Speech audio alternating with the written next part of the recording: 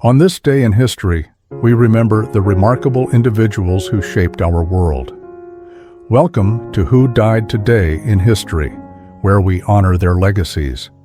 From artists to leaders, their impact lives on. If you find their stories meaningful, like, subscribe, and hit the bell to stay connected. Thank you to all our amazing channel members for your generous support.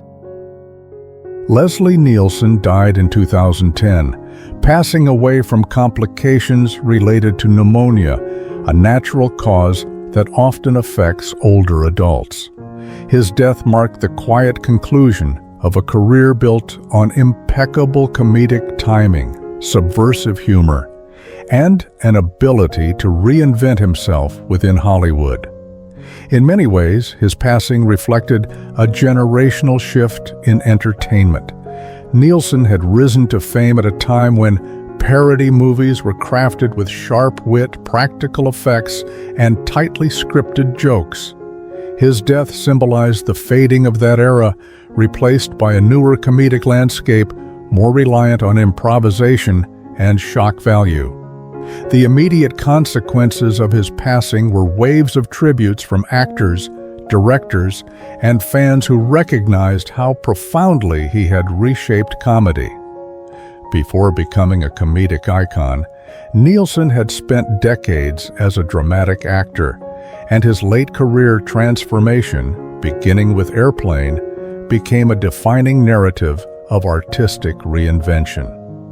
With his death, audiences revisited this shift, celebrating how he embraced self-parody without ever betraying the sincerity that made his humor work.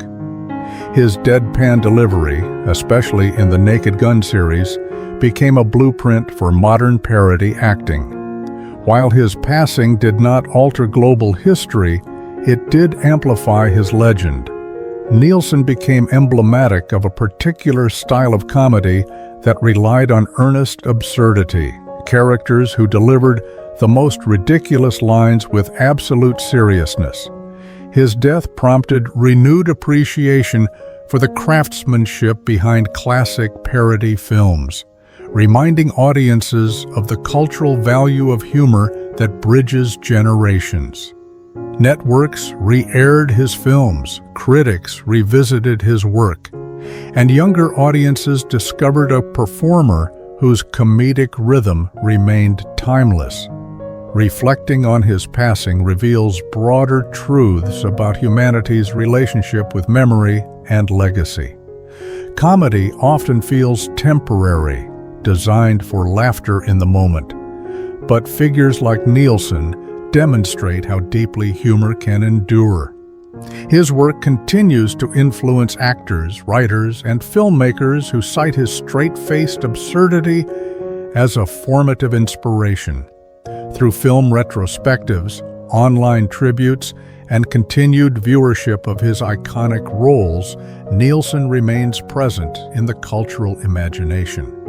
His death underscores how entertainment shapes collective memory. We immortalize figures not only through the stories they tell, but through the emotions they evoke. Nielsen's ability to make audiences laugh across decades reflects an enduring truth. While lives end, the joy they generate can echo indefinitely, carried forward through art, performance, and the shared human need for laughter. Rosalind Russell died in 1976, passing away from breast cancer after a long and private battle with the illness. Her death, rooted in natural but devastating causes, reflected the era's growing awareness of women's health issues and the limited public discourse surrounding them. At a time when Hollywood often concealed personal struggles to preserve a polished image, Russell's quiet endurance mirrored the resilience she brought to many of her most iconic roles. Women who met life's challenges with wit, intelligence, and unshakable resolve. When her passing was announced, the immediate response from the entertainment world was one of profound respect. Russell had been more than a glamorous star. She was a defining figure of the golden age of Hollywood, known for performances in His Girl Friday, Auntie Mame, and My Sister Eileen. Her portrayals of sharp, fast-talking, professionally driven women helped shift the on-screen representation of femininity during the mid-20th century. In that sense, her death symbolized the fading of a cinematic generation that blended sophistication with social commentary, particularly as Hollywood in the 1970s embraced grittier, more experimental storytelling. Her passing also amplified her legend. Russell was one of the rare actresses who transitioned successfully from screwball comedies to dramatic roles, earning multiple award nominations and widespread critical admiration. With her death, retrospectives flourished, and critics revisited how she had shaped the archetype of the modern career woman in film. Her legacy became even more pronounced as later generations recognized her influence on actresses who followed. Performers who drew inspiration from her ability to balance humor, strength, and emotional depth. Reflecting on her passing reveals how society memorializes figures who challenge norms and expand cultural possibilities. Russell's death invites contemplation of how mortality underscores the impermanence of celebrity, but not the impermanence of contribution. Through continued screenings of her films, biographies, and academic analyses of Hollywood's evolution, her work endures as a touchstone for understanding women's expanding roles in entertainment and society. Her legacy also highlights humanity's instinct to preserve meaning through storytelling.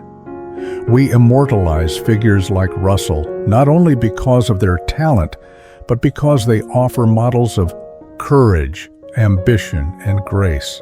In remembering her, audiences continue to engage with the shifting boundaries of gender power and creativity, demonstrating that while each life ends, the impact of a transformative figure lives far beyond their final moment. Jeffrey Dahmer died in 1994, killed violently by a fellow inmate while serving multiple life sentences for a series of murders that had shocked the world. His death was not only the result of prison violence, but also a reflection of the profound moral and social upheaval tied to his crimes. The early 1990s were marked by public anxiety surrounding serial killers, mental health failures, and flaws within law enforcement practices. Dahmer's demise underscored both the volatile nature of prison environments and society's lingering need for retribution in the face of atrocities that defied comprehension. The immediate consequences of his death were complex.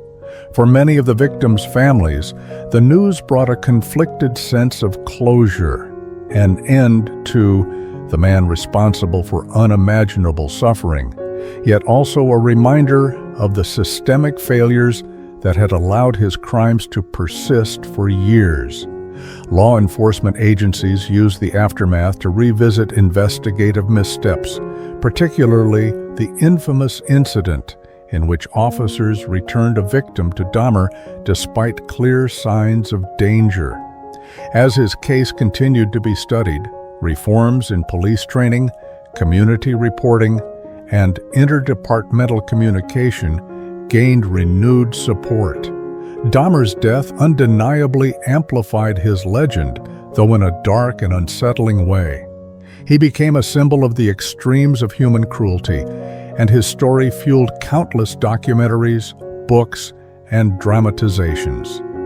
This expanding narrative shaped public understanding of serial killers, often blurring the line between education and morbid fascination.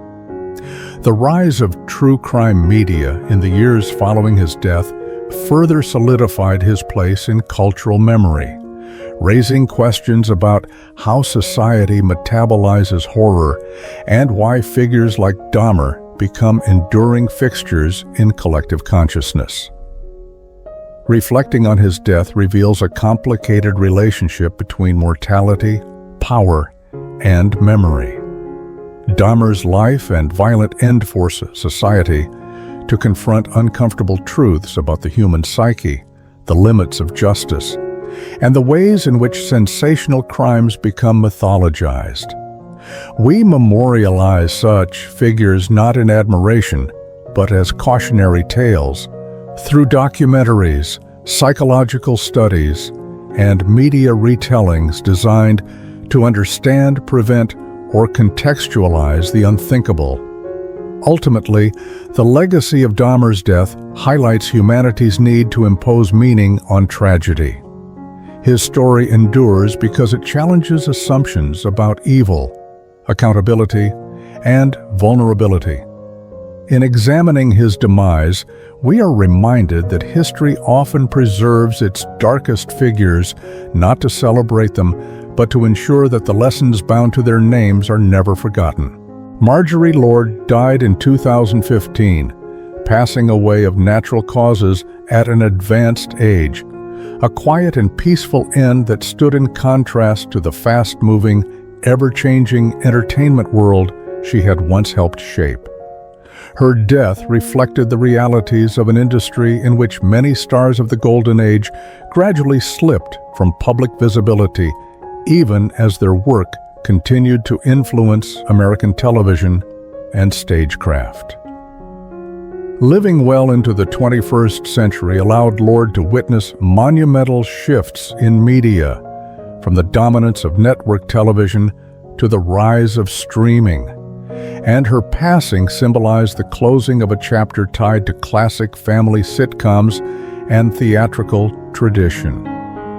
The immediate aftermath of her death brought a wave of affectionate remembrance, particularly from admirers of Make Room for Daddy, where she played Kathy Clancy Williams, helping define the wholesome, family-centered entertainment of the 1950s and early 1960s. Her colleagues and fans reflected not only on her talent, but also on the cultural values embedded in her work. Optimism, domestic stability, and the growing influence of women in shaping television narratives. In an industry often marked by turbulence, Lord's long, steady career offered a model of consistency and professionalism. Her passing subtly reinforced the nostalgic appeal of mid-century television, a period increasingly revisited by historians and media scholars. As audiences encountered her work through reruns, archives, and digital platforms, Lord's legacy gained renewed appreciation. Far from diminishing her presence, her death gently amplified it, reminding newer generations of the foundational performers who built the early television landscape. Reflecting on her life and death invites broader insight into humanity's relationship with memory, artistry, and the passage of time. Figures like Lord are immortalized not through dramatic endings, but through the durability of their craft. Stage and screen performances become cultural artifacts, preserving fragments of an era's ideals and aesthetics. Through retrospectives, biographies, and television preservation efforts, her contributions endure as part of a collective memory that honors the pioneers of American entertainment. Ultimately, Marjorie Lord's death underscores how we commemorate artists whose influence is woven quietly yet permanently into cultural history. Her life reminds us that legacy is not always forged through spectacle. Sometimes it is shaped through steady dedication, meaningful roles, and the timeless power of storytelling. Van Williams died in 2016, passing away from natural causes after a long period of declining health. His death reflected a broader generational shift, the quiet departure of many mid-20th century television heroes whose influence had shaped early pop culture long before the digital age reshaped stardom. Williams became best known for portraying Britt Reed, the Green Hornet, bringing a calm, understated charisma to a role that bridged comic book adventure and television realism. The serenity of his passing mirrored the steady, composed persona he embodied on screen. The immediate aftermath of his death was marked by renewed public interest in the Green Hornet, especially because the series had, as one of its most distinctive elements, featured Bruce Lee in his breakout American role. Williams' passing triggered retrospectives exploring the show's impact on martial arts cinema, superhero storytelling, and 1960s television experimentation. For many fans, his death was not just a farewell to an actor, but to an era when heroes were portrayed with simplicity rather than spectacle, and when television still relied on practical action, earnest dialogue, and moral clarity. His death modestly amplified his legacy by reminding audiences of how groundbreaking the Green Hornet had been in blending different genres and cultures. Williams' respectful partnership with Bruce Lee became a focal point of remembrance, emphasizing themes of cross-cultural collaboration at a time when American entertainment was only beginning to broaden its horizons. This renewed recognition illuminated Williams's role in shaping an early prototype of the modern superhero, one grounded in mentorship, intelligence, and quiet determination rather than superhuman powers. Reflecting on his life and death reveals how society often rediscovers the value of artists long after their spotlight has dimmed. Williams exemplifies the kind of performer whose work, though not flashy, becomes a cultural anchor over time. We immortalize figures like him through restored television archives, documentaries, collectibles, fan conventions, and the ongoing evolution of superhero media that continues to echo his contributions. His passing reminds us that memory is not only preserved in monumental achievements, but also in the subtle performances that shape genre foundations and inspire future generations. Ultimately, Van Williams's death underscores how cultural legacy persists through the stories we revisit, the characters we reinterpret, and the eras we nostalgically honor, long after the individuals themselves are gone. Dave Prowse died in 2020, passing away from complications related to a prolonged illness. His death, though natural, symbolized the fading of a generation of performers whose contributions were rooted not in CGI or digital enhancement, but in physical craft, discipline, and presence.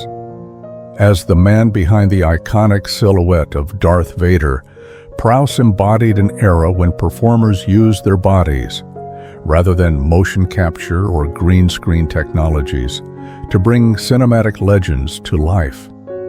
His passing highlighted the shift from practical filmmaking to the digital age, reminding audiences of the tactile human foundation beneath one of cinema's most enduring villains. The immediate aftermath of his death brought an outpouring of tributes from Star Wars fans, actors, and filmmakers around the world. Although James Earl Jones provided the voice and various stunt performers contributed to the character's action, Prowse's towering posture and disciplined movement created the physical language of Vader, something fans recognized more clearly in the days following his death. His absence reignited discussions about his complicated relationship with Lucasfilm and how his contributions had sometimes been overshadowed. This renewed attention subtly expanded his legacy, inviting a fuller appreciation of the collaborative nature of filmmaking. His death also amplified reflection on the modular construction of modern myth. Vader, a character defined by multiple talents, became a symbol of how cultural icons often rely on unseen layers of artistry. By revisiting Prowse's role, fans were reminded that myth-making is a collective effort, shaped both by those celebrated and those who remain largely behind the scenes. In that sense, his passing added poignancy to the understanding of Vader's legacy, emphasizing the human labor beneath the mask. Looking more broadly, Prowse's death speaks to humanity's ongoing relationship with memory and storytelling.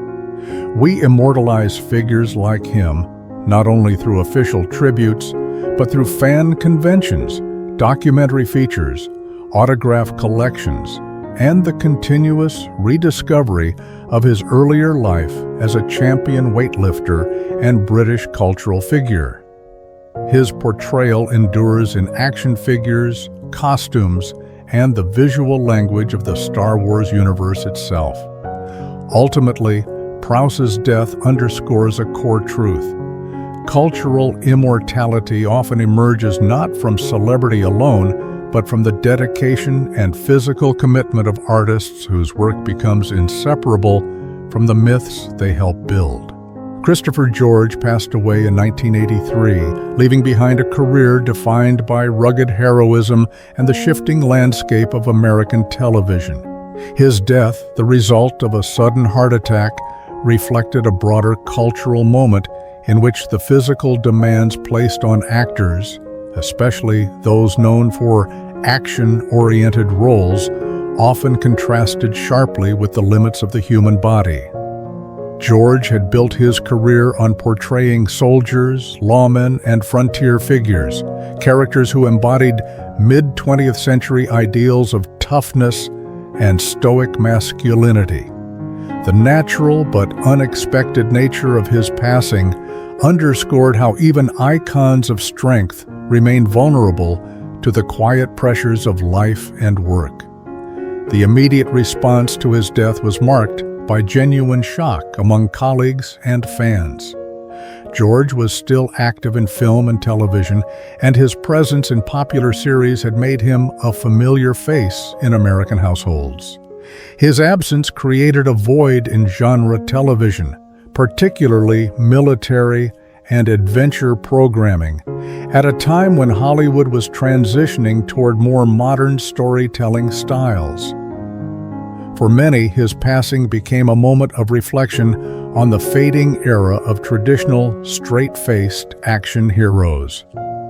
In the long term, his death subtly amplified his legend. George came to symbolize a specific kind of performer, the dependable, disciplined actor whose characters mirrored the anxieties and aspirations of audiences living through the Cold War and Vietnam aftermath. His roles in war-themed series resonated deeply with viewers who had lived through these conflicts, and his passing reminded many of how media shapes public memory of turbulent times. The legacy of Christopher George demonstrates how society immortalizes figures who speak to its values. Through reruns, archived interviews, and the continued admiration of fans, his image endures as part of television history.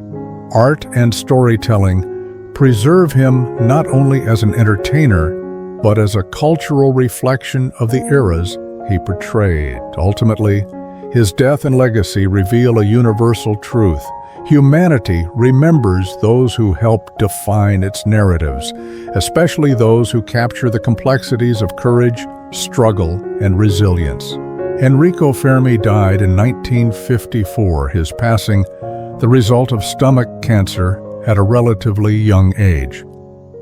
The natural, though accelerated decline of his health stood in stark contrast to the monumental power he helped humanity harness. Fermi lived in an era defined by scientific ambition, geopolitical tension, and the ethical uncertainty surrounding atomic energy.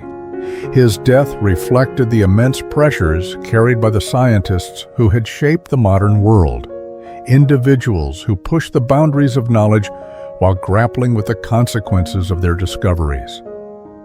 The immediate aftermath of his passing reverberated throughout the global scientific community. Fermi was not simply a physicist. He was a foundational figure in the development of nuclear physics, the creator of the first controlled nuclear chain reaction, and a key contributor to both theoretical and experimental research. His absence left a void in a field still wrestling with the moral, political, and practical implications of the atomic age. Many contemporaries saw his death as the end of a certain kind of scientific leadership, one that balanced bold exploration with measured caution. Though Fermi did not seek fame, his death inevitably amplified his legend. He became a symbol of the dual nature of scientific progress, the capacity to illuminate the universe's deepest mechanics and the potential to unleash unprecedented destructive power. As the Cold War intensified, his legacy grew into a touchstone for debates about nuclear responsibility. His colleagues often described him as an architect of the atomic century, and in the decades following his death, his name became synonymous with both innovation and introspection. Fermi's story illuminates humanity's complex relationship with mortality and power. We immortalize figures like him through textbooks, memorial lectures, research institutes, and even the element fermium, which bears his name. These forms of remembrance underscore how societies preserve those who reshape human understanding, particularly when their work straddles the line between benefit and peril. His life, and the reflective quiet of his final years, reveals our enduring desire to honor those who confront the unknown, even as we continue to wrestle with the legacies they leave behind.